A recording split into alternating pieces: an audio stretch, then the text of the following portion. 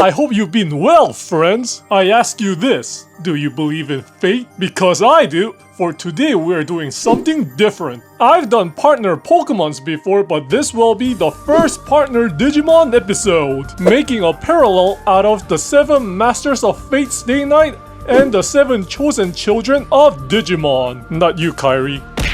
For those who don't know, Fate Stay Night, the basic overview is that spirits from history fight each other to get a wish granted by the Holy Grail, thus being called the Holy Grail Wars. Thus, each partner Digimon is coming out ready for war. So they will be all defaulting to Mega Digivolutions, and all fighting to get their wish granted by the Holy Ukomon, I guess. Not a grail to be found here, nor any more delays. Let's start with Kotomine Kire, who survived the last Holy Grail War in Fate Zero. He's an ally of Gilgamesh, known as the strongest servant due to owning every noble phantasm, those iconic weapons and tools of heroes known to man. So with a servant who throws fabled swords around like candy on Halloween, what Digimon could possibly match the might of the written world's first known hero? Omnimon sounds fitting because of the sword, and the cannon fits the Gilgamesh Archer class. But then I thought Durandamon because of the gold and being named after mythical sword Durandal. But then I remembered the 5-bladed Zametsumon, and I was happy with none of them. But then it hit me that Digimon Story Super Crosswords gives us Armamon, the strongest legendary weapon Digimon. But there is a way to go further beyond. Enter Omega Armamon Burst Mode. With Barbamon's evil entrapped within and the armor shining bright gold, he fits like a glove as Gilgamesh. With how often Kotomine and Gil becomes the final foil in the routes, and Omega Armamon Burst Mode being the final boss, I think it's a pretty fitting pair. And the next master is, technically not a master, Souichirou Kuzuki, who isn't even a mage. He just raised up caster. Technically he was raised as an assassin. So it's pretty funny how his servant caster, Medea, became the master of an assassin class. An assassin master with caster servant who is master of an assassin servant. Like poetry, it rhymes. Jokes aside, the man is so strong he bare knuckle boxes Saber and wins. But for his partner, it's hard to match and be thematic. For example, there is Barbamon, who is magical and evil, but he's just too manly. Then there's the non-mega Lady Devimon or the golden Sakuyamon, but her sister Kuzuhamon is just perfect. Able to disguise as a human, living in a temple, and color coordinate with caster to boot. Just don't ask what they do behind the closed doors. It's none of our business. Up third is our big hitters with the biggest hitter of them all, Ilyasville von Ainsburn. Just call her Illya. There's some lore behind her, but there's better places for it. But what's important is her servant is Berserker. True name, Hercules. Honey, you mean Huncules? No.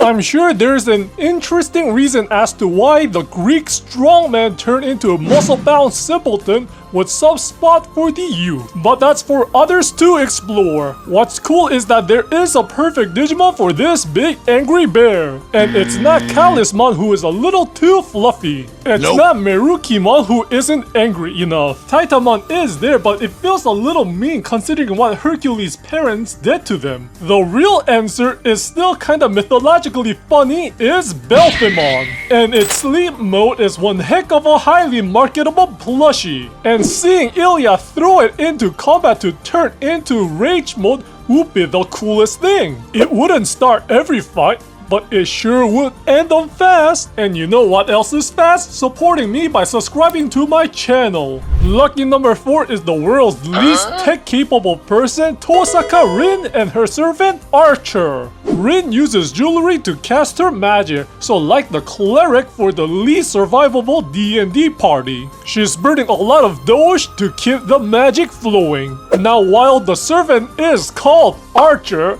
he is usually seen rocking dual blades, with his unlimited blade works being very on the nose in making a lot of blades. And to spoil a game that is old enough to drink in the US, he's actually an alternate timeline version of Shirou who made a deal to become a heroic spirit. Anyway, if we focus down onto the character who is super into justice and 2 blades into arm's reach of it, we get Digimon. Now, we do certainly lose a bit of the archerness, but come on! Even Lancer questions why Archer is an Archer class. So I say Digimon fits. Hell, even the famous line, I am the bone of my soul.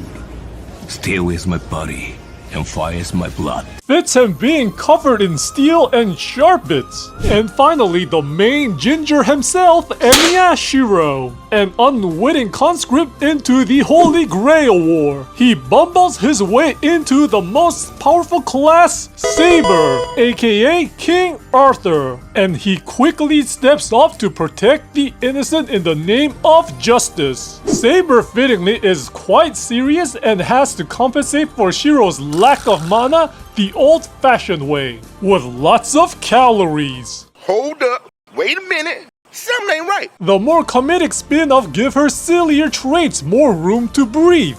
But there's a war going on, so it's all straight laces and survival until then. Now, while Saber loves lions, giving Shirou something lion-based might work, but I wanted to lean more into saberiness. Plus, there's no lioness Digimon unless we count my fan design, Lady Leomon. Weapon-wise, swords are almost too well represented outside of guns in Digimon. At first I thought Jesmon might work, but there's something a little missing. So then I thought Big Sworded Minervamon might be good, especially because it can digivolve into Mervamon, which fits in with the older Saber who becomes a Lancer class. The Digimon Time Stranger presentation brings the more serious part of Minervamon to the front, aligning with Saber, so that partnership is just too perfect.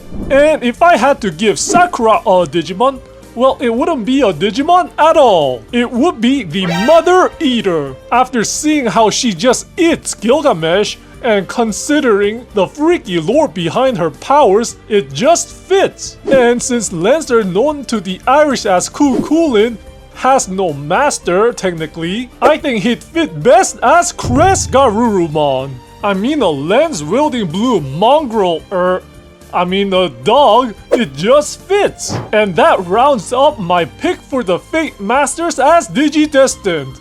Did you agree with my choices, or was there a better choice I missed? Please let yourselves be heard in the comments. Give me a like and subscribe if the video was good, and hit the bell to get the next video as soon as it's posted. If you want to help me spend more time on the videos, become a distinguished supporter of the arts, like the channel member Adam Ludwig, or Patreon supporter like Tycoon. Thank you all for watching, and I hope to see you all sometime soon!